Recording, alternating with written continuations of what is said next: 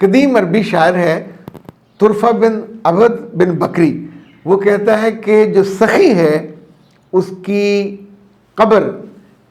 ٹیلے کے سب سے اونچی جگہ پہ ہوتی ہے، اور اب سوچئے وہ اتنی خوبصورت اور گہری بات کہہ رہا ہے، اور وہ دیر تک یاد رکھا جاتا ہے، یا وہ قبر بھی دیر تک محفوظ رہتی ہے۔ پھر وہ کہتا ہے کہ ایک لالچی، ایک بخیل کی قبر دیکھتا ہوں جس نے مال جمع کیا، خود پہ خرچ کیا، اس کی قبر کو لوگ یوں بھلا دیتے ہیں جیسے کسی گمراہ آدمی کو بھلا دیا جاتا ہے، یادوں سے بھی محو ہو جاتا ہے، اور زمین پہ جہاں اس کی قبر کی ابھار ہوتا ہے وہ بھی ختم ہو جاتا ہے۔ تو چوائس انسانوں کا اپنا ہے، کسی سخی کی طرح جینا چاہیں تو پھر یادوں کے ٹیلے پہ بھی سب سے اوپر آپ کی جگہ ہوگی۔